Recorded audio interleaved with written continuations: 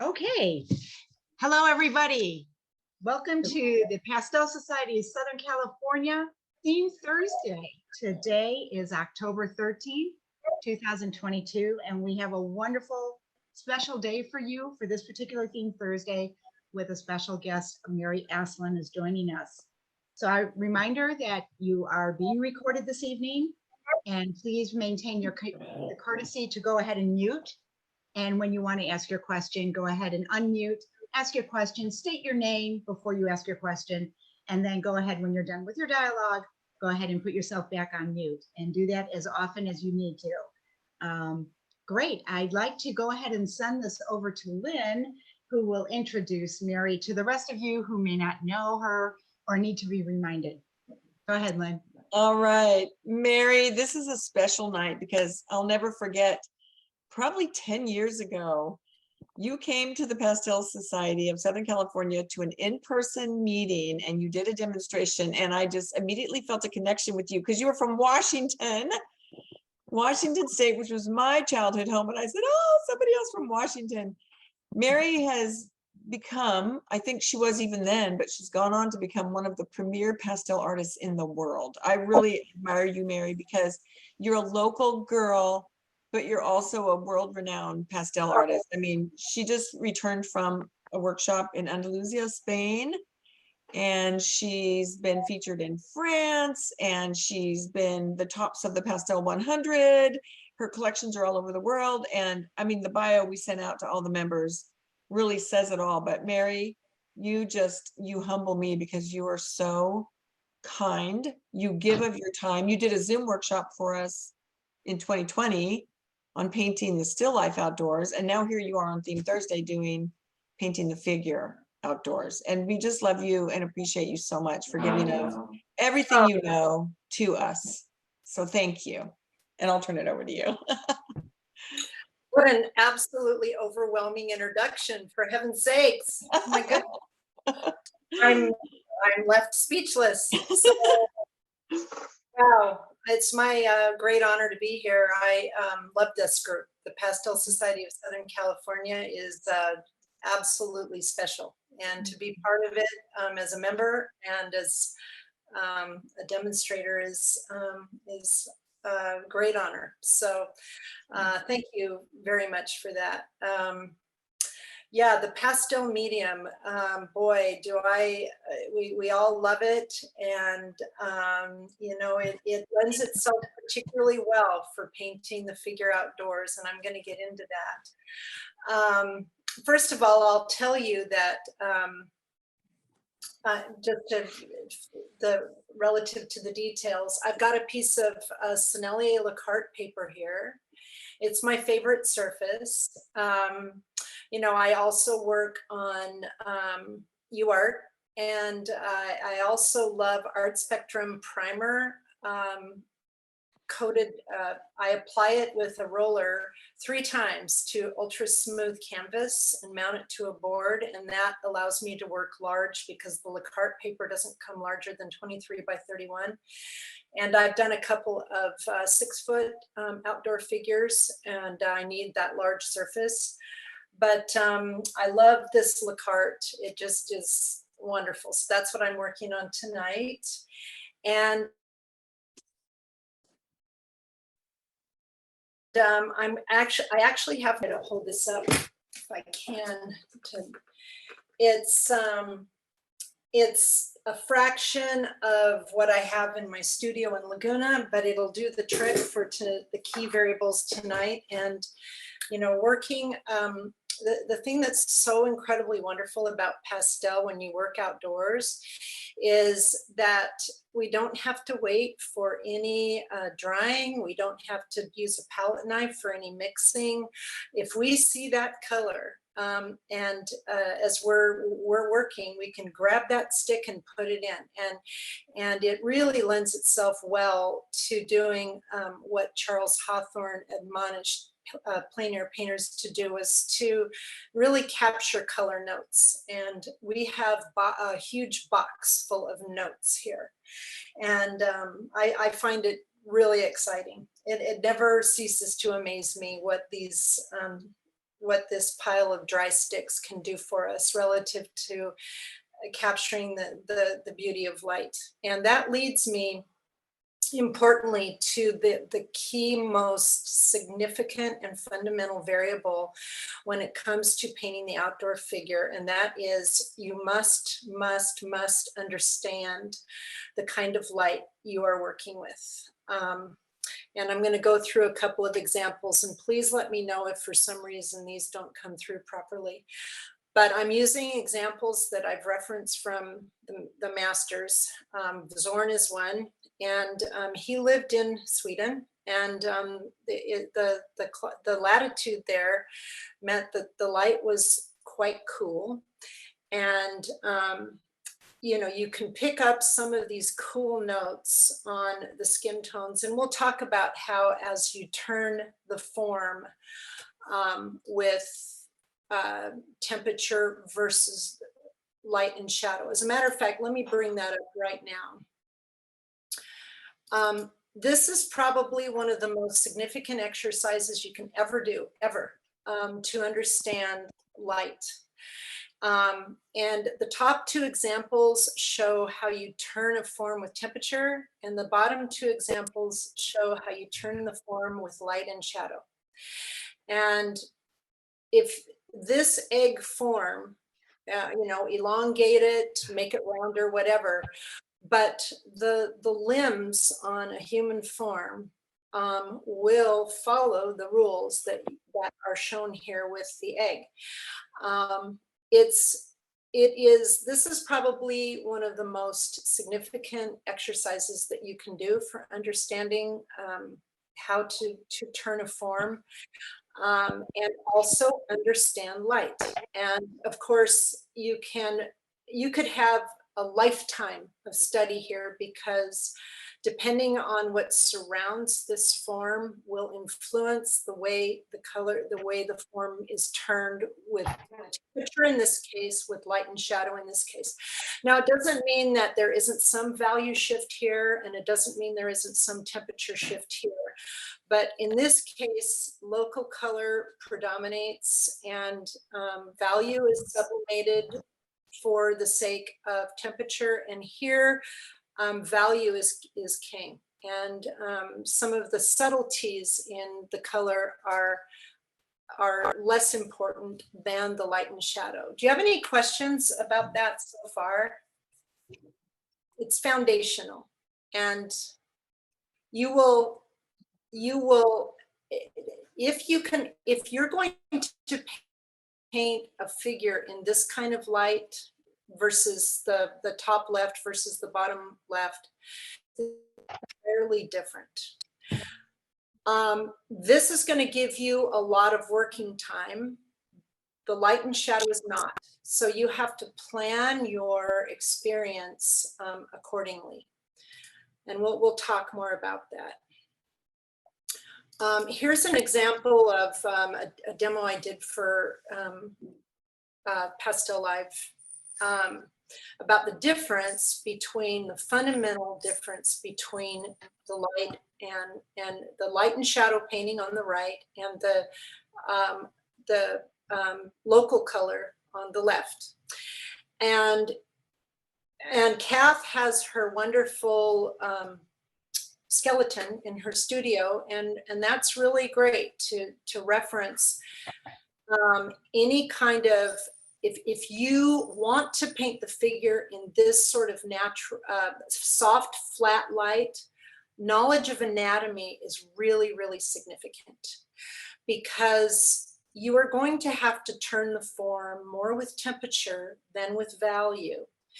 If you have something like this on the right with a more dramatic light and shadow, then those shadow planes, light and shadow planes, help you see the anatomy better.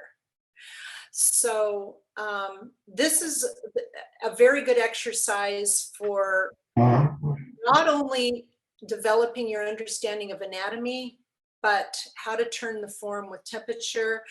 This one is also good for anatomy, but it's much more an experience of dramatic light and color bouncing into the shadow areas. So you can see why the type of light that you are working with is absolutely critical for understanding, you know, putting your head in the right space. So let's look at a couple of you know, master's examples. Here's a Zorn painting, and you can see there's more dramatic light and shadow, and that this turn of the elbow helped, and then the shadow, the corresponding shadow, you know, helped to define that arm. And right here on top of the shoulder blade, that spot of light really helped define the form. In this sort of situation too, the thing that's exciting about painting light and shadow is that if you can force yourself not to name things, you're naming this large light shape here. You're naming this whole piece on top of the shoulder is a large light shape. When you're painting in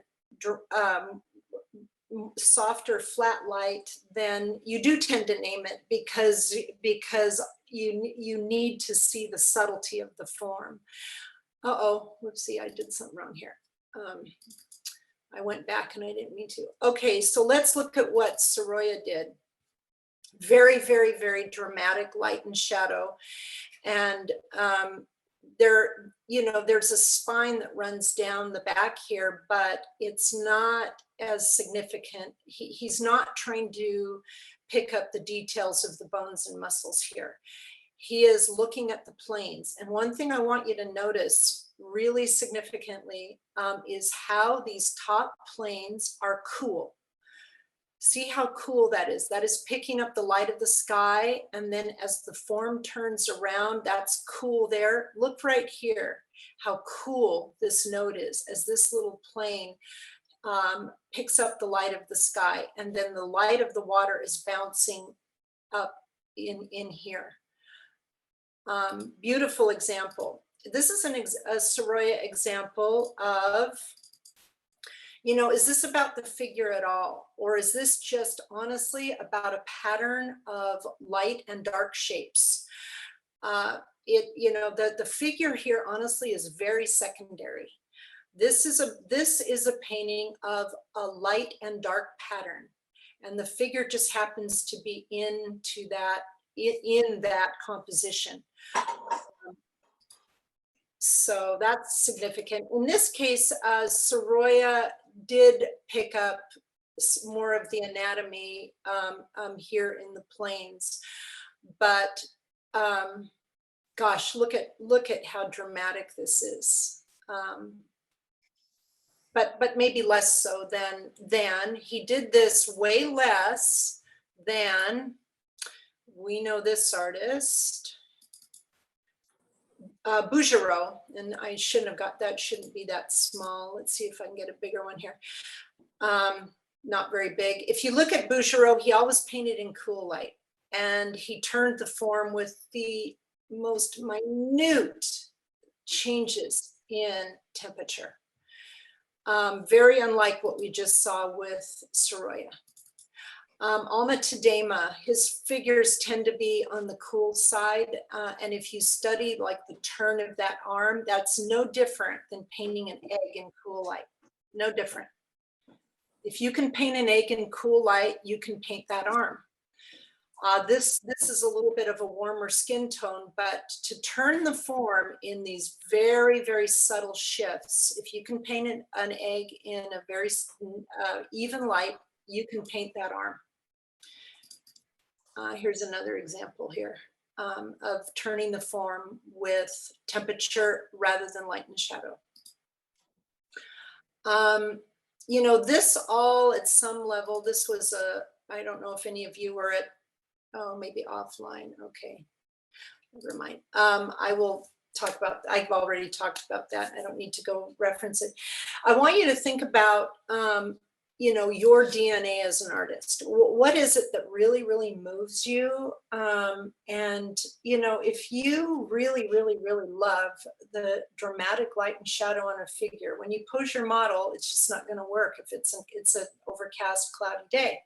If you want to create some, if you just really, really love the subtle nuances of the planes of the body, then you would want to paint the figure in an overcast light, or a less dramatic light. Or maybe you like both. And you know, you can put the same figure out into the landscape on 2 different kinds of light days and have an absolutely completely different experience. And that's part of the fun. And then you add the element of clothing, which we'll talk about in the context of the little demo here. But is there anything that anyone would like to ask as I get started? Any questions so far? None? Okay. All right. So I have my model Jeannie here, and I'm going to pull up the reference for that.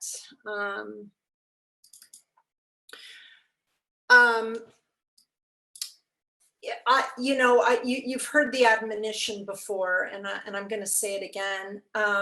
There is simply no substitute for plein air painting.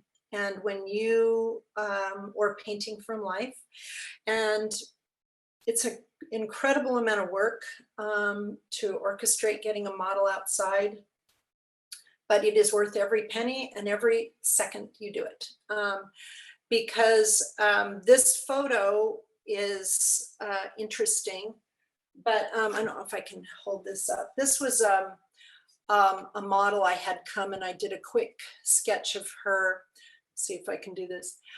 The cool note on her arm and that dramatic light was something that the photo did not show. Let's see, let me turn it this way. This green down her arm was very, very dramatic. And then the reflected light from the dress was very dramatic. We've all heard it, you know, the photo just neutralizes a lot of that.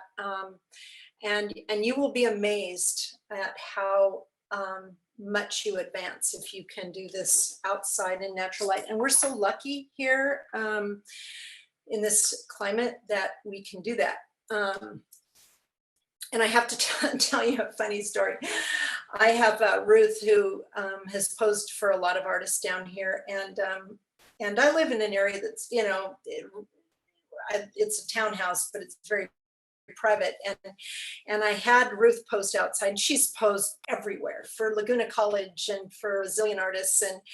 And I had her post outside one day and I was painting her back, and she was facing my gate. And I said, oh, nobody ever comes. Nobody ever shows up. She goes, oh, I don't care. Well, pretty soon I'm painting, and I see the guy from CMI Molding coming to deliver a catalog, and his eyes got this big, like, woo, this is my lucky day. And it was just the funniest thing. And I said, oh, I got this model. And he said, I can see that. I'll be coming back tomorrow too. So anyway, but you know, I pose most of my models clothed, but I will say that it is an experience of just deliciousness to see the way what does light look like on human skin. It is a beautiful thing. So, the thing that's difficult about this is that you, in contrast to a tree or something, you really want to be somewhat, you know, get your proportions correct. Now here, I was just quickly making color notes. Her head is a little too small. Let's see.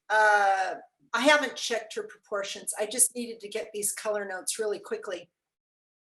It's okay. It's really okay.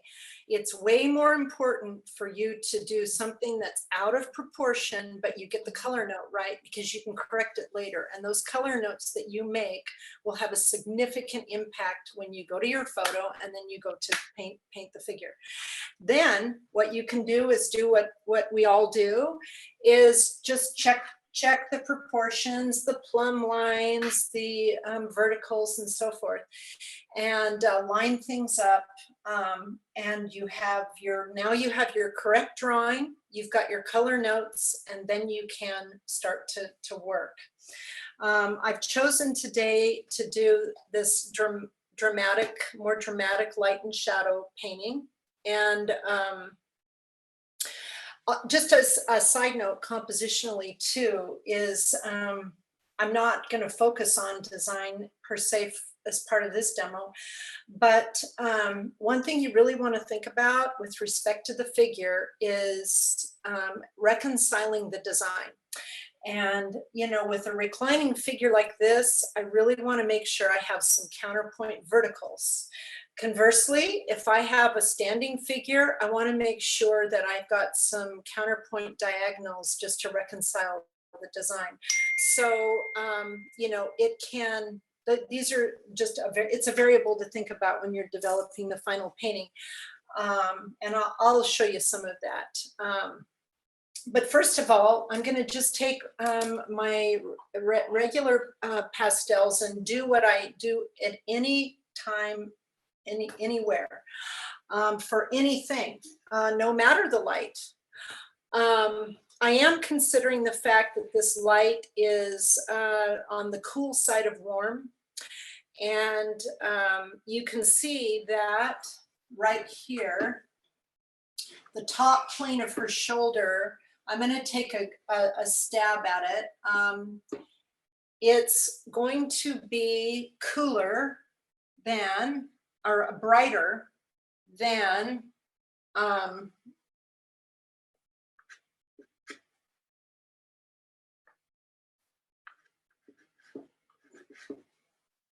this plane. And why is that? You always want to think about the fact, you're always thinking to yourself, where is the light coming from and which planes are facing most directly to the apex of the sky. Those planes, those lines are always going to be cooler, always. It just really helps as you work your way down the form to think about that. So in order for you to see this a little bit better, let me go ahead and just block in some surrounding notes here. And I'm also on this note thinking about complements. You know, there's going to be a lot of warm skin tones, so why not throw some greens in there? Oh, here's another important point. I have not put the drape on yet. I will put the drape down, but as you are doing your sketching of the figure, and you who sketch probably already know this, draw through the form, draw through so that you can make sure that you have, you know, things linked properly. And don't break it and say, well, I'm going to pick up her leg on the other side of the drape. You want to just draw through so that you've got integrity in your figure.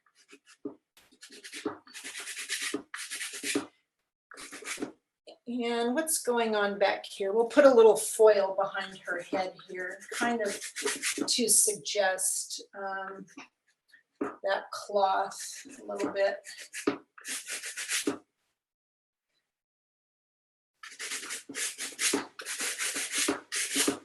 Now that lets you kind of see things a little bit better. And shout out with questions as I go. My lightest light, darkest dark is going to be right here. So here's the edge of her hair. And again, I'm not thinking things, I'm thinking shapes as we work our way up to the top of her head, it gets a little lighter. Okay, that gives me her head. Let's start with the body. Now, one of the things that works really well for quick painting with plein air pastel is I can do 2 planes, 2 values, and then I can refine from there. Let's see here.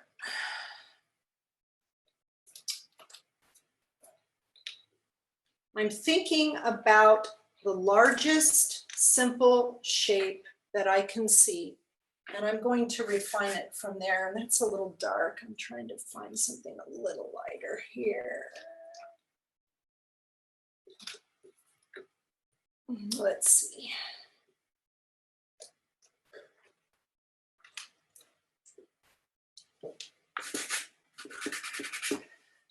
Let me do one kind of overall tone, and then I'll break it out.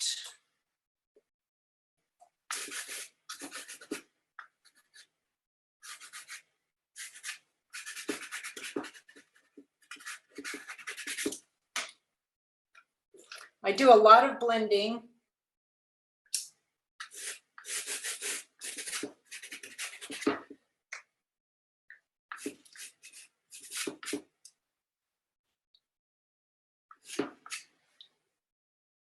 And I know that her spine, I want to locate her spine, 3 variables: the set of the shoulders, the angle of the hips, and then her spine. How does that look on the screen? Wow, that looks really different. Okay. I'm going to have to see if I can, with the weird light in here, I'm going to have to see if I can make this.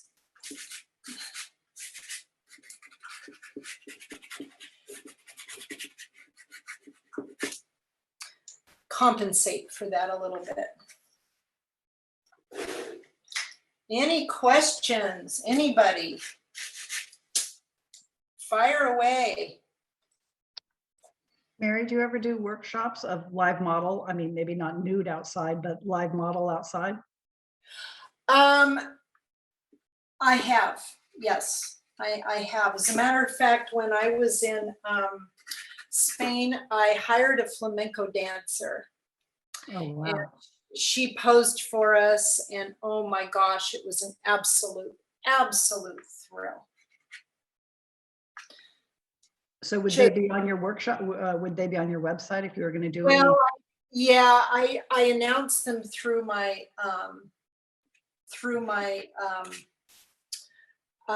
email newsletter. Okay. Thank you.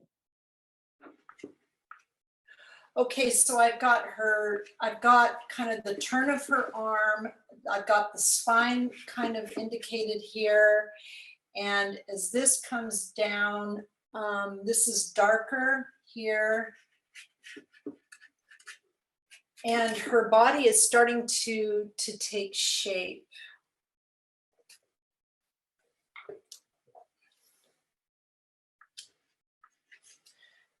Always going back to my focal point. And here's where knowledge of anatomy can be really, really helpful. Right here, it's called the acromion. You know, there's a little dip right in our shoulder, and I want to make sure I can see that, and I want to make sure that I identify that as a landmark. They're called the landmarks. I took a class from Scott Eaton, and he had us identify the landmarks of the body, and it was super, super helpful. Okay, here's a key point, and it's something that you will see outside. You will not necessarily see it in the photo, but right where the form turns into the shadow, the light gets, there's a cool note right on the edge of the form. And if you paint outside, you will see this. And it doesn't matter whether it's whether it's cool light or warm light, you will see. Now you can see that I've also just lost this edge right here where this dissolves into this background. That's okay. That's okay. Her hip is facing the sky. It's cooler than this arm, which is at a more oblique plane.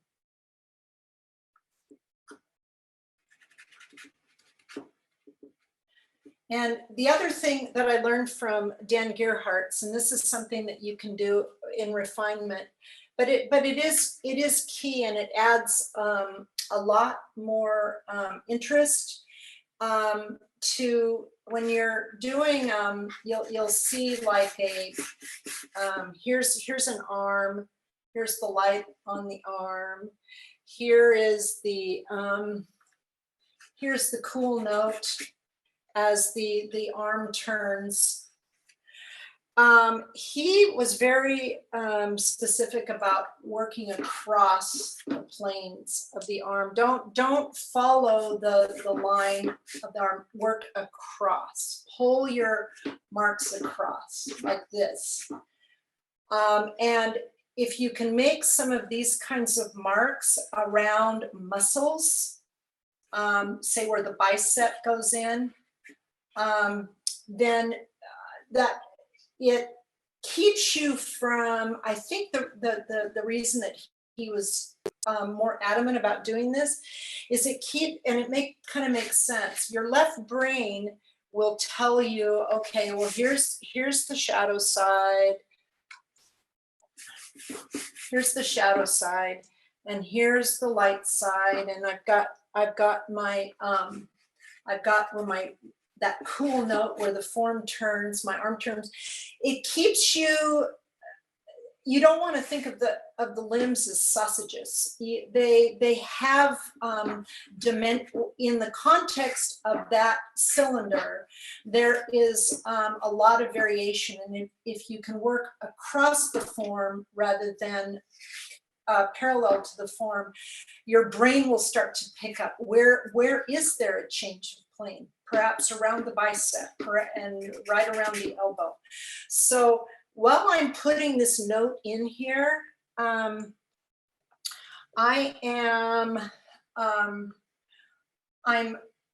putting it in linearly, but I'm also, when I blend, I'm going to pull it across like this. And now it starts to read a little better.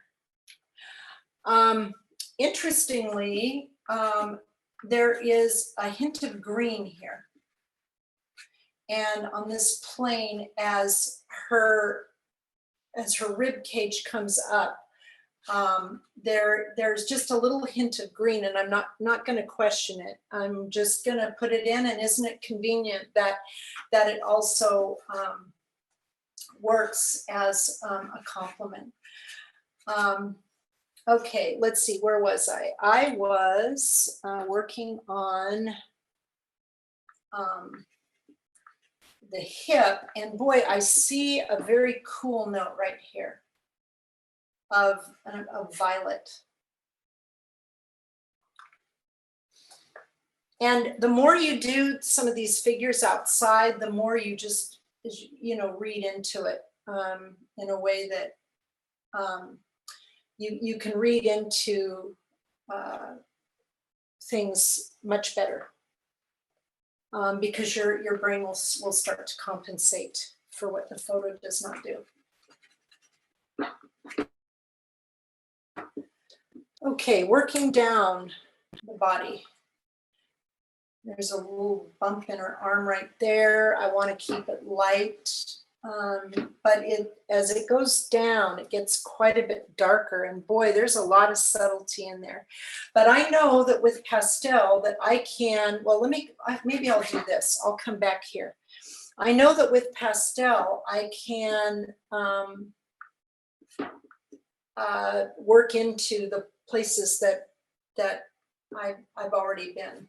And on that note, back to planes, if this cloth is green, and this is where the fabric component becomes evident. On the underside where the base of her spine over here, I can, from the standpoint of unification, I can bounce in a little bit of that light as this cloth bounces up into this plane. I can pick up some of that reflected light. Now this is way too dark. I need to lighten this up too. You know, this is all, as we know, it's all about relationships. There's no possible way that out of thin air you can manufacture the perfect color out of the box. You have to see, you know, what looks right in context.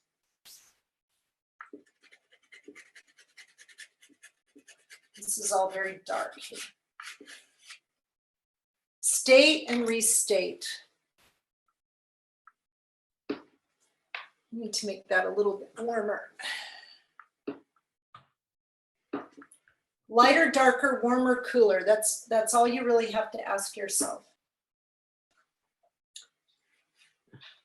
And this, what's interesting too, is I see as this plane changes, as it goes into the shadow, there's that cool note, and it's kind of a greenish, and maybe it's picking up some of this right here.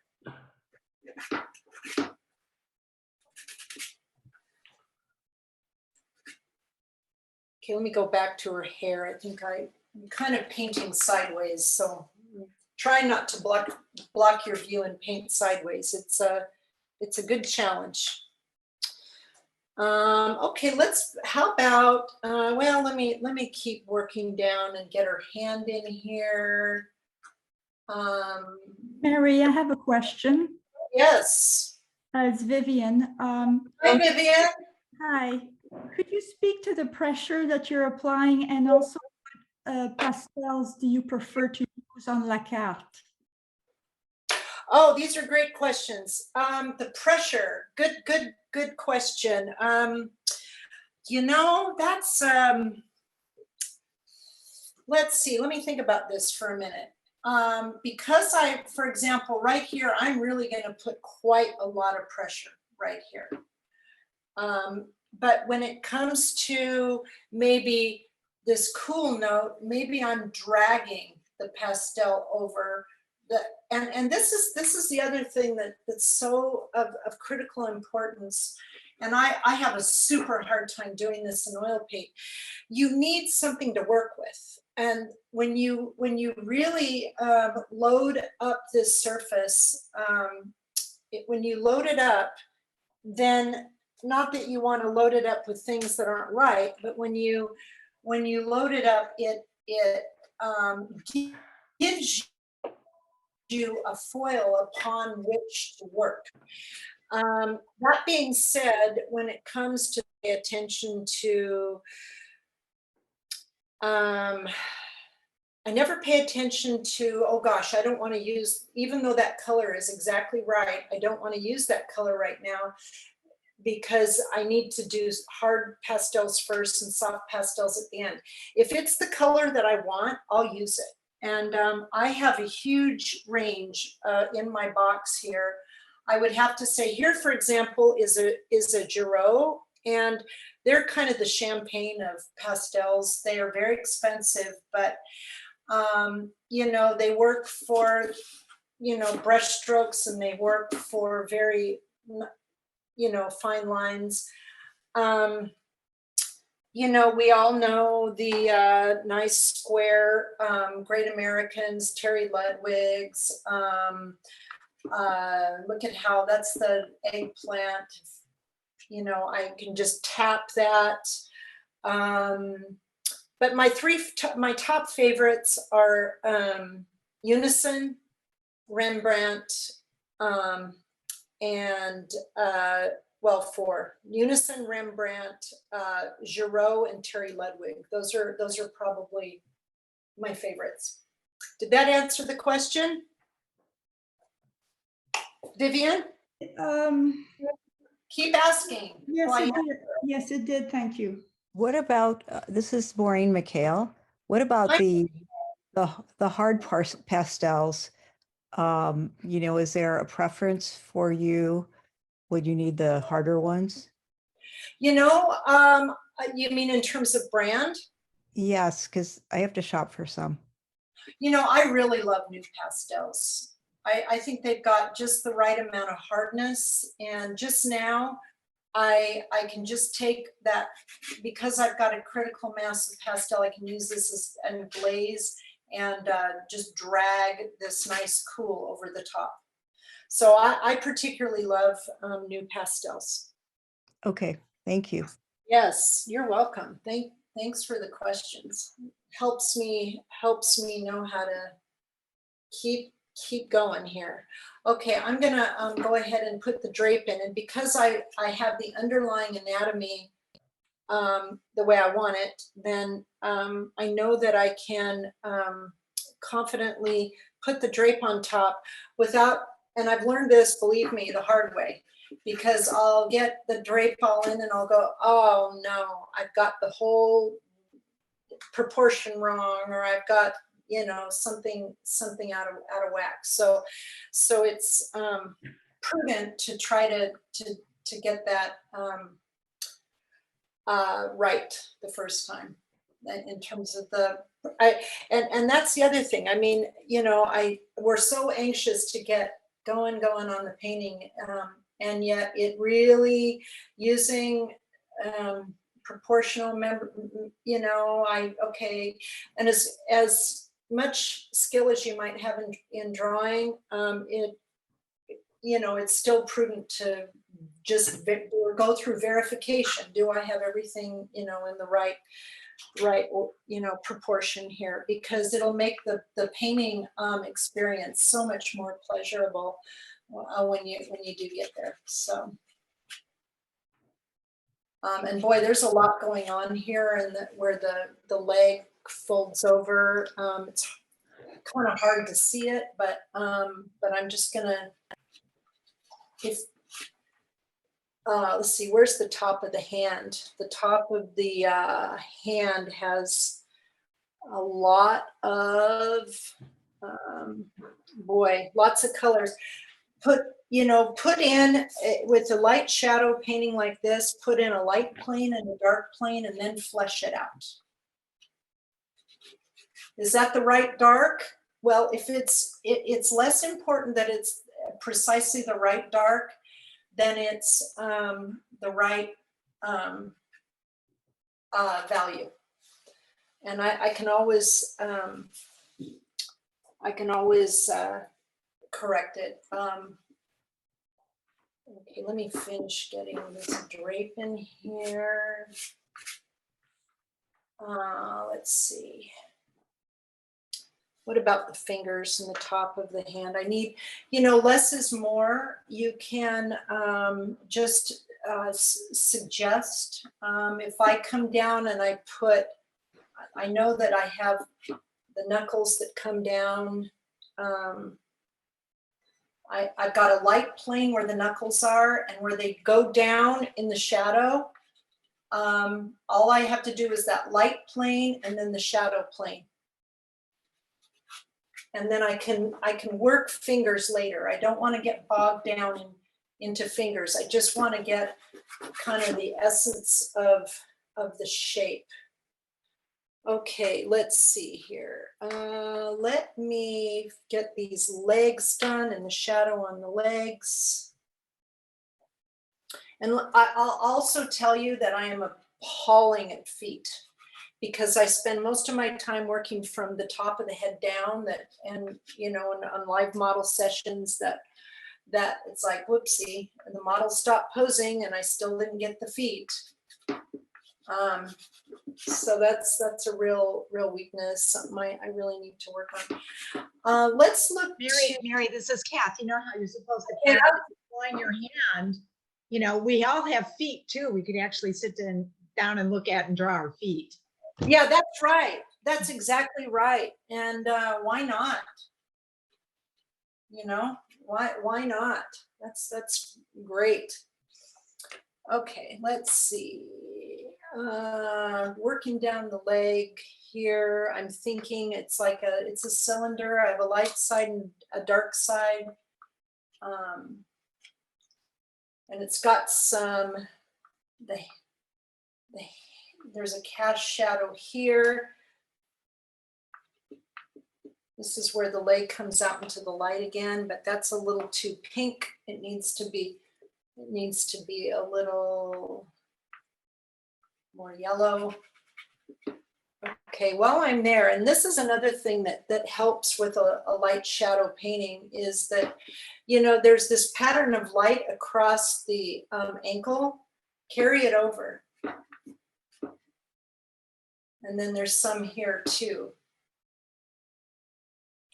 The top plane of the foot is very, very cool because it's the top plane. It faces the sky. That's probably a little too cool, but that's okay. It gives me something that I can see.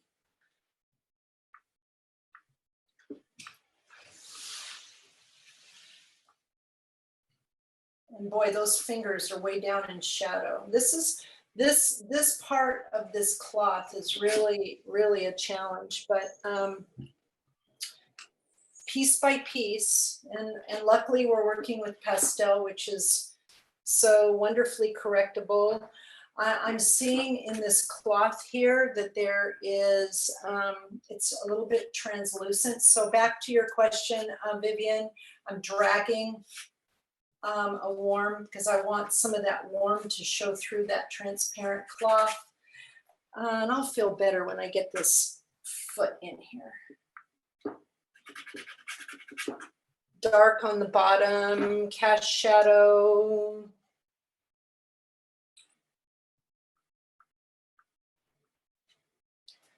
Bottom of the fingers. You know, here's a case where I can use a hard pastel and the bottom of those fingers are really warm. I want to keep them back into the shadow, but I also want to be able to see them. Oh, and I've got so many pastels in my hand here. I tend to keep picking them up from my box rather than looking and seeing what I have in my hand. Let me flesh out this foot. Bottom of the foot where the toes are is very warm.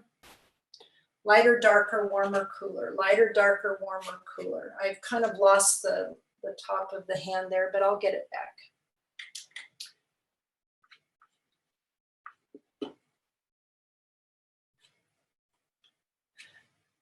Get that cloth in here. You know, this is Rembrandt, and I absolutely love Rembrandt pastels. I think Rembrandts are the real workhorse because if I push down hard on them, I can get a darker mark. They work well for glazing. They're just an absolutely wonderful, wonderful pastel. Let's see what's going on over here. Let's pull this up here. Think about compositionally, you know, with just, I can pick up, let's see. I can pick up a really, really strong note here. Think about, and then of course one right here. But do think about some of these peripheral elements relative to, you know, what is it that you want to say with this? You know, there are a zillion folds down here. Is this what this painting is about? What is this painting about? Maybe I want to subdue the cloth folds because I really want to focus on the mood and the feeling here. And that's true of, like, if you're painting somebody in a skirt or with a zillion folds in it, you know, don't feel like you have to render every single fold. Just the ones that seem to make sense to what you want to say. Mary, this is Kath. I have a question regarding, you pre-select out your colors. Like, have you pre-selected out the colors that you're using for tonight's demonstration? No, I did not. I'm just grabbing from my box. I did not pre-select. Do you find that you have developed a box then of the typical colors that you use that make it not so No. daunting to be looking at? No, I have not. I use the same colors in my box. I just keep a healthy range so that I can paint whatever it is I want to paint, whether it's a flower or a landscape or whatever, what have you. So did that answer your question? I don't have a special, I don't have a special box for figurative, for example. Well, that did answer my question. Thank you. That did answer your question? Okay. Yes, yes. Good, okay. Hi, Mary, it's Allie Berry. Hey. I haven't seen you since the Dan Marshall workshop. It's been a long time. Oh, yes, That was a fun. good workshop, wasn't it? That was great. Well, listen, I have a question. It kind of speaks to what we learned in his workshop. I'm a little confused. So can we circle back to the light on the shoulder? So as I understand it, the sunlight is warm, Yes. right? And then Yes. if it's not in direct sun, then it's getting the sky. Okay. So was the premise that the highest point of her body was facing most towards the sun, it cools? Was that what I missed at the beginning? You know, and let me word it, let me phrase it like this. Let me see if I can. And honestly, a lot of it depends on time of day, but at high noon, let me just use a sphere here. At high noon, the highlight is going to be, the top of a sphere is going to be cooler. Let me see if I can.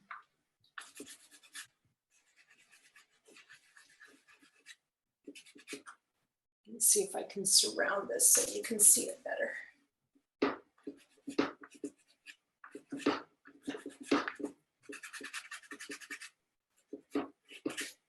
Yeah, you can kind of. It's kind of backlit. Okay. This, in a very exaggerated way, these both have a highlight on them, but the one that faces the apex of the sky is going to be cooler than the one that doesn't. Okay, that Does that explains. make sense? Thank you, dear. Thank Yeah, you. but I think that, you know, before sunset, if you were to magically be able to paint this figure before sunset, you'd have a really warm highlight here.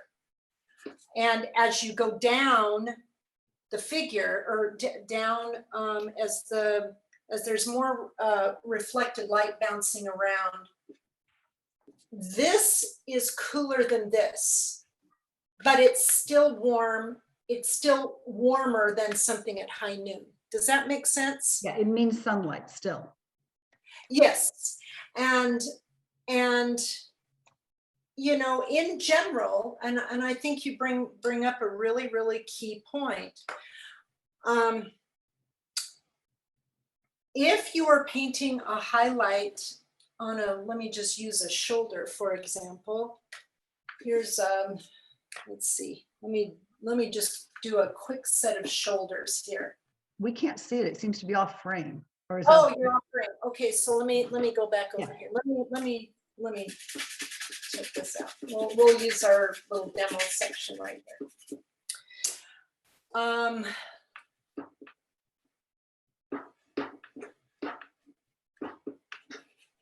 Here's 2 sets of shoulders.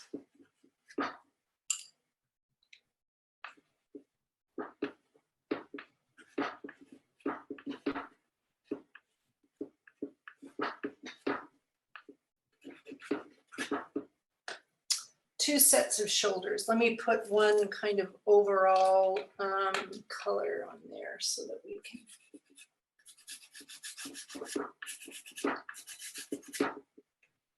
2 sets of shoulders. Okay, let's say that this one is in sunlight, and this one is in cool north light. The top planes are going to be cool. These top planes, let's see.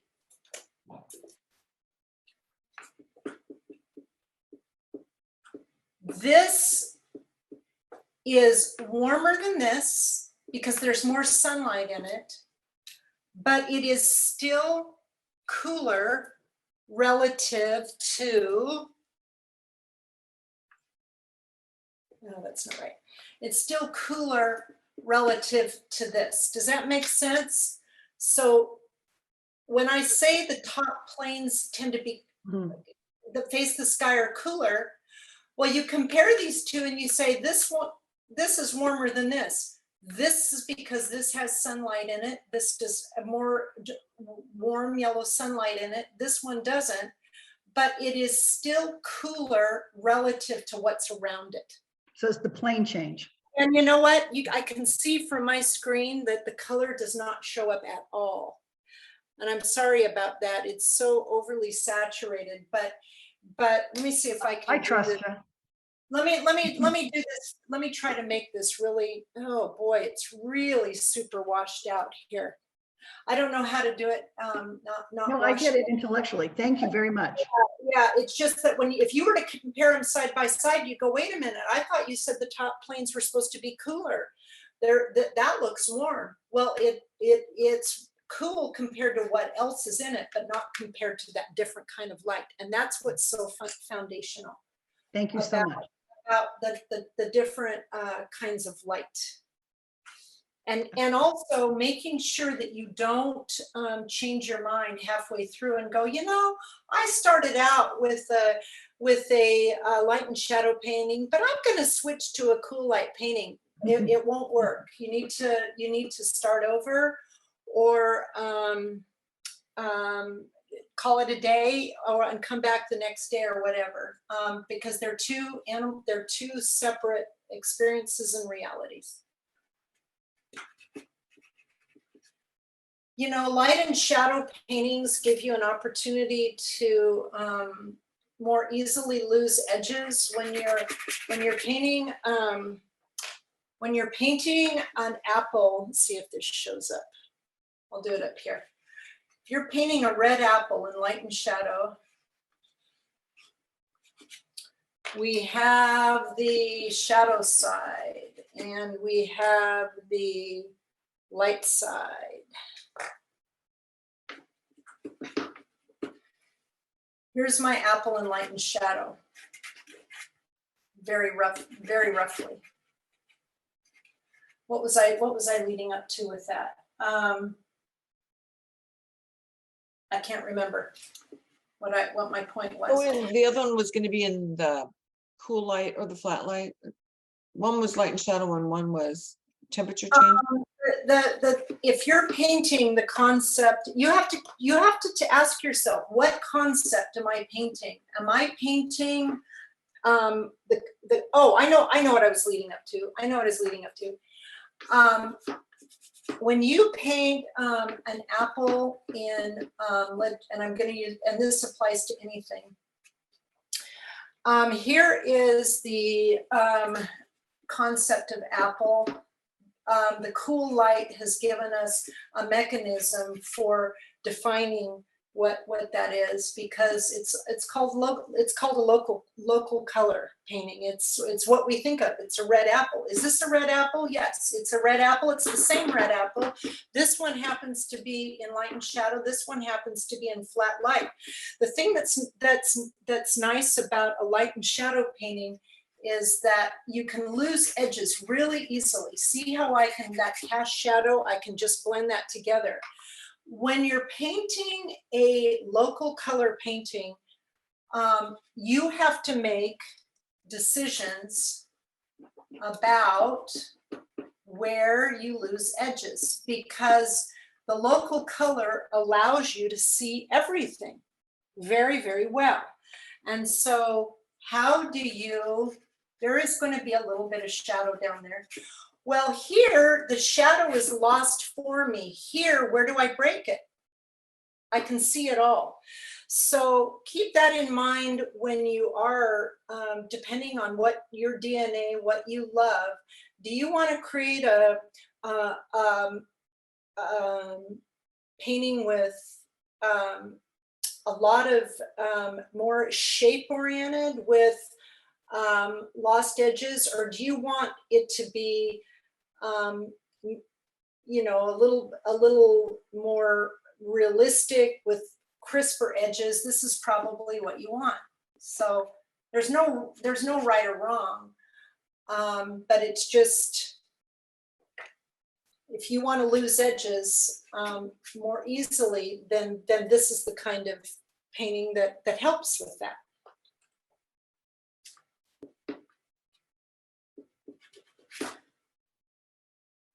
Let's see. I got to get the toes in there. Get some nice warmth in the toes. And then what's happening over here on this edge here?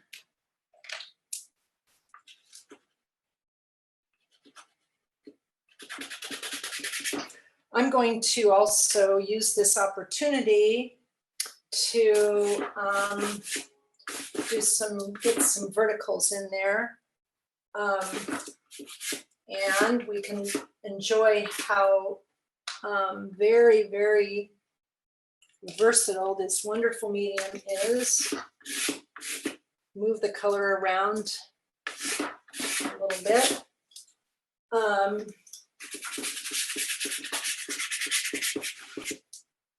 Okay, let's see. What about this plane here that these feet are sitting on? Whoa, woo, that was speaking of hard, that was a case where I took a very soft pastel and I ended up with, in my zealousness, I pushed down too hard and ended up with a pile of crumbs. So I tend to be very undainty and not very careful, because I get excited and all of a sudden it's like, whoopsie, I've completely obliterated that pastel. I'm kind of hard on the pastels, but okay, let's see. That foot is way too dark, but keep in mind, this applies to anything. I've got one, and it is one of the most wonderful reasons to work in pastel. I've got a light plane and a dark plane. I've got the concept of foot now down, and now I can start to flesh it out. I can break it up a little bit. And it's better to do work, as we've all heard, work from large shapes to small rather than from small to large. I mean, I can get in here and I can start detailing this entire foot. But if I do that too soon, I might lose the harmony with the whole. So working large to small, I'm continuing to try to keep this thing harmonized with the whole. Let's see here. Let me put that foot needs to go on something. It's kind of floating in there here.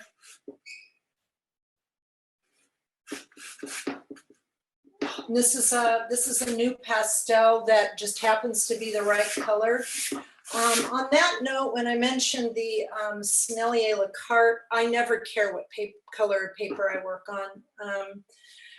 Some people do so and do that beautifully. I don't care. I end up but you know, even so, when I saw one of the most beautiful paintings ever one day, when years ago somebody had done like beautiful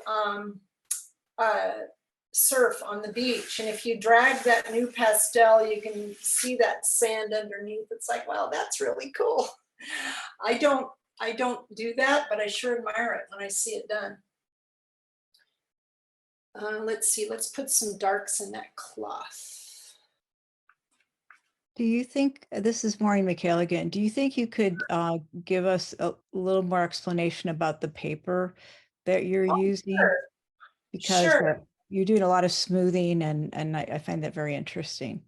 Yeah, the paper is, it's called Sennelier La Carte, and it's a vegetable cork surface, and I discovered it when I bought a paper sampler from Dakota Pastels. They came in 8x10, a pack of 10. Oh, I'm going to take this opportunity to wipe my hands and my face a little bit. I always wear my pastel. It never bothers me. But anyway, I bought a pack of 10 and I tried the surface and I thought, oh, this is it. I love this. And I've never looked back. That being said, those of you who work with it know that the emulsion is very sensitive to water. And if I'll show you right now, I'll take a drop of water and it will rub right off. Whoopsie, you can't see that. I have now rubbed the emulsion off the paper. Oh, wow. And I did try it once with odorless mineral spirits, and it won't rub the emulsion off, but it smells really, really bad. So, but here's the thing: once you get a critical mass of pigment on this paper, then it's not as. If I got a drop of water with 3 layers of pastel, I could fix it. The other thing is that there was one time I sold a painting, and before I sent it out, I thought, oh, I'm just going to make this one little change. And I ended up getting a tiny drop of water, and it got bigger and bigger. And I thought, oh no, I've ruined this painting. Well, I took some Art Spectrum primer. And if you very carefully take the primer and roll it over the top, you can actually repair it. But that is the one drawback of this paper, is that a lot of the pastel papers allow you to do liquid underpaintings. This is not one of them. So, but it is a favorite because, and here's another variable with this paper. I used to use, I've tried, Wallace and some others, and because I just have to blend and I don't blend the top layers. My very final marks are not blended, but as I lead up, I blend a lot. I've made my fingers bleed.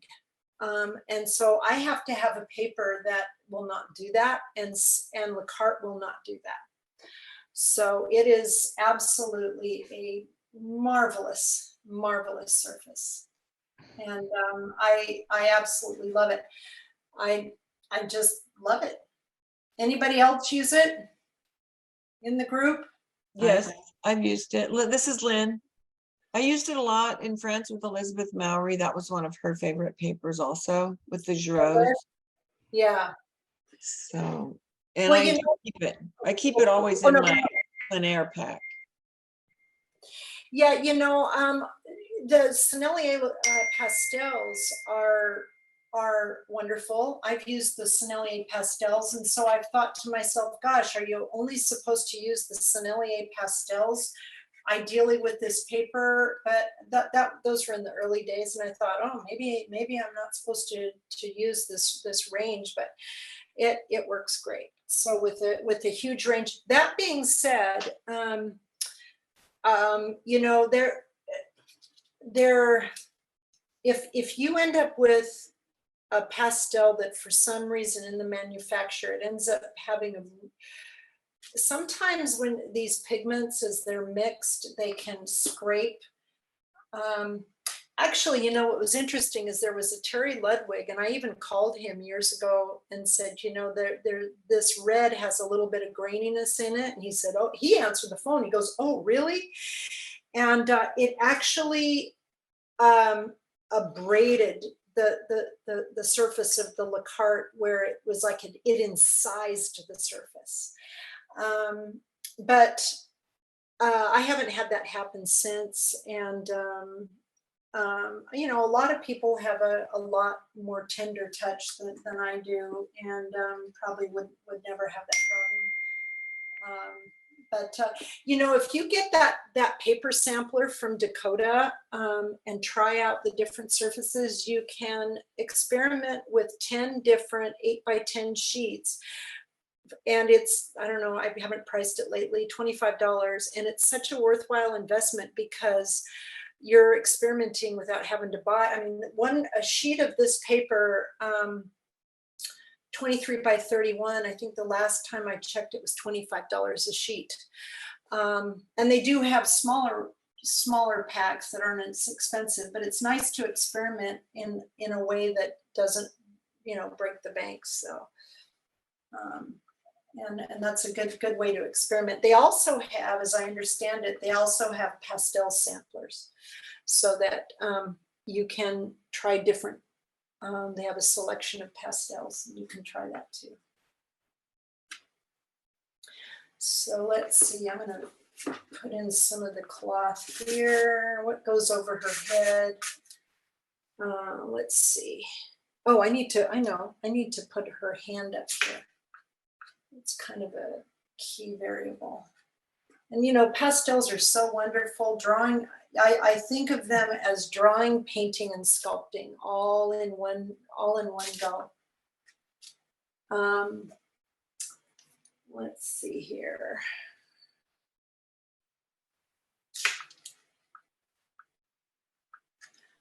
And you know, just relative to, I mean, this is her hand, and there's two planes. There's the top plane, which is cool.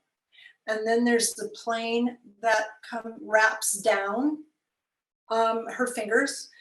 And if you really want to start to break this out, this cloth is bouncing up into the underside of her knuckles, and there's a little bit of blue bouncing in here. That's where, if you start to see the way color starts to break out, and you start to see those nuances, that's when you know you're really growing as an artist. But again, in this type of painting, it starts with a light plane and a dark plane. And pastel gives you a mechanism for, you can add as much to that as you wish. But if you get the light plane and the dark plane right, then you are really, the painting is essentially, you can call that finished, you know, if you like. I'm going to pick up some reflected light here. Not much. Very light touch. Let's see. And this is a little ambiguous here. You know, this particular blue has a lot of saturation to it. Do I want one that's that saturated, or do I want one that is a little bit softer? This has a lot more green in it. If it's got a lot more green in it, maybe I want one that's got more green in it. And maybe not quite like that, because I'm thinking of complements and the skin tones. And green is the complement to the red, and maybe that actually will feel a little bit better than what I have on there now. That has a little more green. Let me carry this down.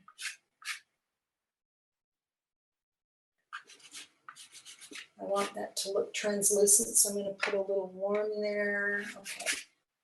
What's happening up here? The other thing to keep in mind about pastel is the pastel in these early stages is that I'm staining the surface. This is the equivalent of a thin underpainting. And, you know, I can rub back to the almost the native surface, recover all the tooth, and I'm left with the stain, which is nice. And then I can build on top of that. So that's all a long way of saying that the forgiving nature of pastels are just absolutely wonderful. So Mary, this is Calif. So in the posing nature of your outdoor nudes and whatnot, you know, and I'm looking at the position that she's in. I mean, are you actually posing her and then you're taking your photograph? I mean, what's your process and how long will she be posing for you? And then of course you're dealing with changing light. So in this case, I think I think I have the study buried somewhere. I probably had her pose, as I recall, for maybe 2 hours. And from that point, you know, there was most often I use these just for color notes, and then I will use this information to develop the larger painting. It is not common to then say, oh, okay, I got a good study and I'm just going to finish this painting. I tend not to do that. And usually the sessions are about two hours at the most. Now, if they're standing, then it's less. I can just imagine the challenge, though, of a model then needing to take a break and trying to get the drapery. You know, are you trying to do? Yeah, yes, and that's a great point. You have to make a decision, because when she would come back, maybe this drapery would be completely different. Mm-hmm. In which case then you would say, I'm not going to do the figure. Now I'm going to work on the drape. And oh, good point. Yes. And you parse it out. But that's a very good question. Wow, it looks so different in person than on the screen. Oh my goodness gracious. I'm sorry about that. I wish I had. Oh my goodness. Well, I'm wondering, Mary, if when you're done, if you would be able to then take a, you know, and it doesn't have to be tonight, you know, I don't know if you'll work on it a little bit more after this evening, but then if you can send us a picture of your finished one, and then we can put that up, you know, at the end of the yeah, I mean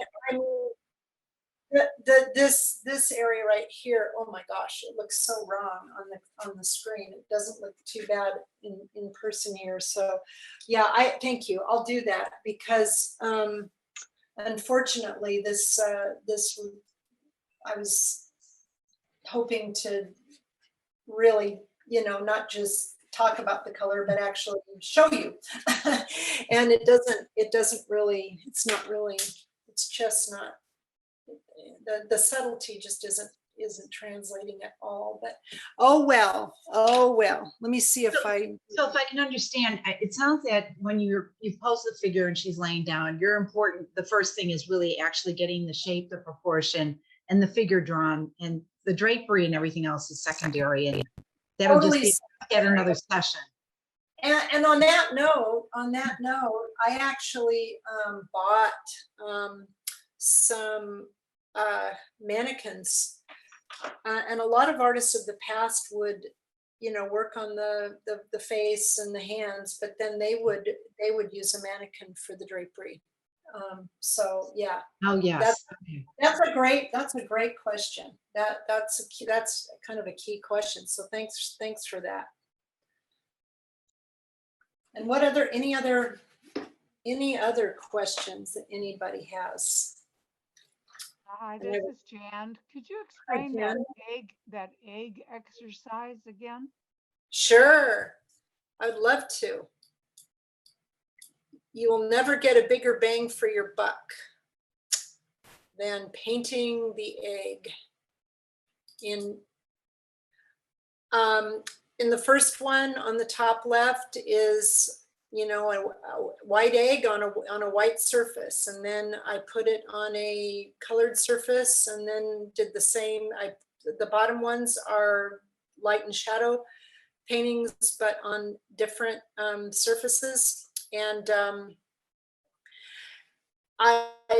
these are small. They're probably, each one is no more than 6 inches by 6 inches. Actually, this is on a piece of Canson paper.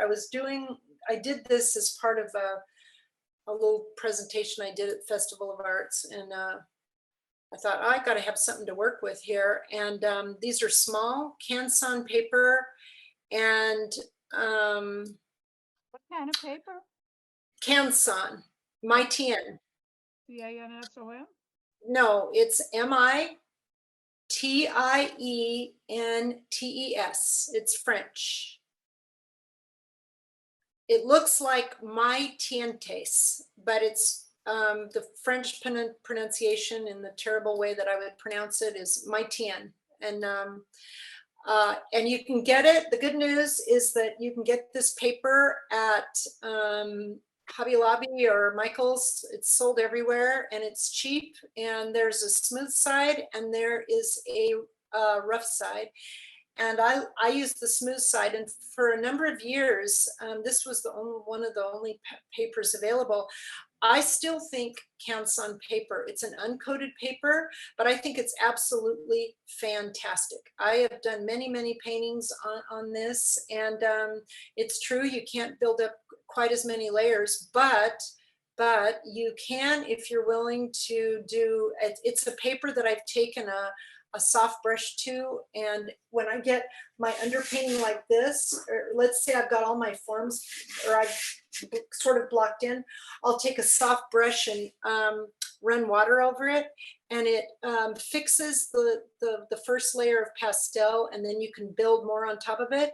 And Edgar Degas did something similar, where he would hold the painting over a tea kettle, and the steam would fix the pastel. And when you get that layer of pastel kind of embedded into the surface of the paper, then it gives you just 1 or 2 more extra feeling layers to build on top of. But in this case with the eggs, it was just on the smooth side of Canson, and I used probably 30 to 40 pastels for each one of these. And what's the lighting? What's the lighting? Yeah. Well, I would like you to talk to me through this. How does this top left light differ from the bottom left? What do you see that's different? Well, I think the light on the top left is coming from the bright side there. Okay. The bottom one that's coming from the top. Okay, and then tell me how these two paintings vary in terms of their form. How is this form presented different than this form? Or Which ones are you depicted, I point- should say. Which ones are you pointing to? The top one and the bottom, and the one right top left and the one right below it. What is missing from this one that does not exist in this, on the top one that does not, there's something missing on the top one that exists in the bottom. Shadow's not so good. Correct. That's the key. Okay. This dramatic light and shadow is helping me see the form of the egg. This is easier. The bottom light and shadow paintings are easier than the top cool paintings, because if you can't, here I can, the bottom ones, can you guys see my cursor? Yeah. Okay, in this bottom left one and bottom right one, the light and shadow is helping me turn the form. How do you turn the form in where you don't have dramatic light and shadow? You do it by very subtle shifts in temperature. So for example, this top plane is cool. As it rolls down, it gets just a little bit warmer, and there is some value shift, but look at how this is cool over here. And then this light from the table is bouncing up into the bottom of the egg. This is ever so slightly lighter here. And then as it rolls around, it's cooler. So this is an exercise in warm cool, with the exception of down here where it's anchored down. I painted these from life. I just painted what I saw. This is, you know, anchored down, and this is the key dark here. Here over on the right side, you can see that the pink of the cloth has bounced up into the egg here. The dark stripe below, there's a gray, there's green, there's pink, gray, green, and this top plane is cool. This is, it's warm, it's a warmer light though, and this shift is a little bit cooler, dropping down. This is warm right here. I mean, this is a tremendous exercise for your eye to see subtlety. And once you do this, you will never see color the same. You will never experience painting the same again.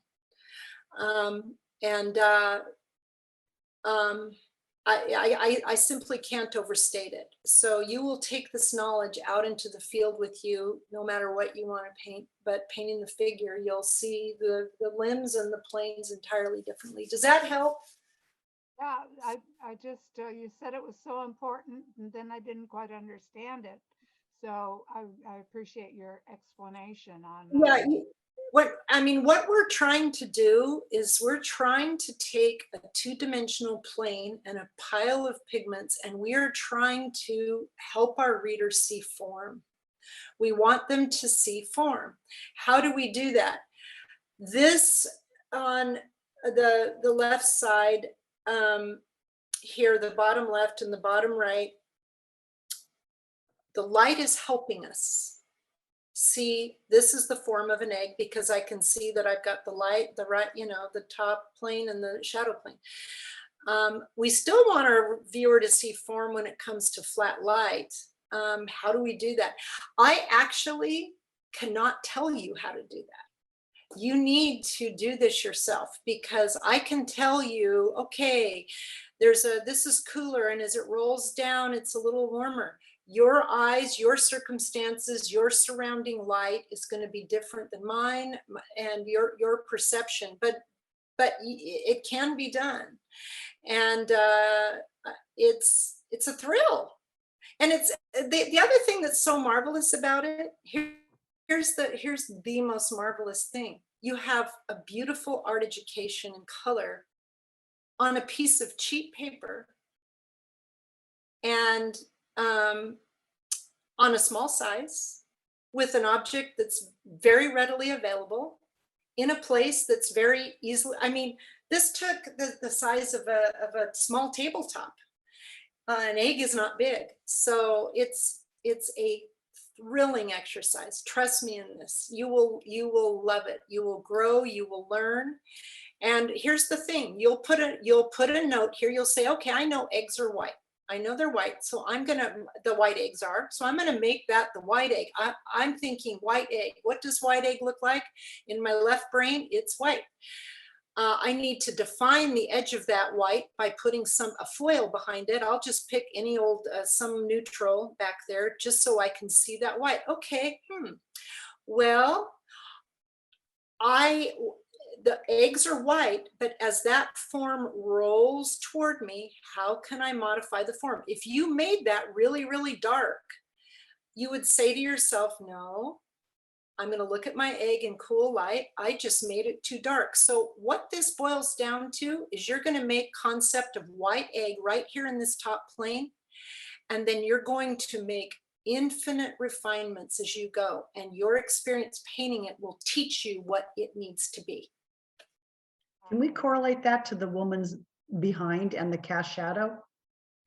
Is the cast shadow treated differently in the light shadow egg and the cool flat egg painting? If the egg had a cast shadow on it? Yes. Okay. So much so, would it even go wrap around and the exclusion shadow would be differently treated? So if there was a cast shadow on top of this egg, something was cast a shadow Just like her arm on her bum. Okay, right. Keep going. Let me see if I can follow. Okay, so you're in the light shadow painting, and there's a cast shadow from her arm onto her bum, and there's only one other cast shadow, which is her leg onto her other leg. Okay. Okay, right. Right there. So we see how you did it on a light shadow painting. How would that differ on a flat, cool painting if that girl were in diffuse lighting? Oh, that's a Allison, that is a very, very, very good question. You're not going to get cast shadow because you don't have dramatic light. Okay, but there is going to be a difference because it's going to be even bouncing off of her bum onto her arm. See, the light's going to bounce off of her bum onto her arm. No, because it's forward. Oh, it won't. Okay. So how would you depict that role? Her arm is back and her hip bum is forward. It's forward. It's kind of in front. Okay, so let's expunge the cast shadow because there wouldn't be one. We're in diffuse lighting. How then do you turn that form of her hip and her bum in diffuse lighting? Oh, in diffuse lighting? Yeah, pretend she's not in. I'll show you to the extent that I'm able. I mean, this you do it like this. Is this the question you have? Yes, so you're warming it up to turn it. Is that what you're doing? Well, you're using your eyes to do it for you. I mean, this top plane of her shoulder is cooler than what the scapula right here. So there is it's ever so slightly warmer, but it's still warmer. So does that answer the question? It does completely. Thank you. Okay. Yeah, this is actually, I refined this painting, kind of rough, but it gives you sort of the idea. And on that note, why is this plane of her back warm? Because this plane is picking up the warmth of the underside, whoopsie, on the underside of the scapula. So these colors are interacting here. Got it. Thank you. That explains a lot. Thank you, Mary. Okay, good. I appreciate the questions a lot. It's super helpful for me. So, okay, and I think we're coming close to an end. Does anybody have any other thoughts, questions, ideas? Could you spell that paper name again, please? Oh, it's called, here, I'll write, actually, it's probably backwards. It's called, let's see, can I write it like this? I think I put it in the chat. I'm not sure who was asking the question to spell cancer. Sennelier La Carte. Oh, the La Carte that you're working on? Okay. Sennelier La Carte, yeah. And it's just wonderful. Let's see, any other questions about materials, process? I was asking about the paper under the egg, on the egg thing. Yes. How do you spell that? Oh, it's, here, I'll write that one down too. It's called, It's called Canson product, and it's spelled like this. It's in the chat too. And it comes in many different colors. And you can find it on racks in Michael's and Hobby Lobby last I checked. Cool.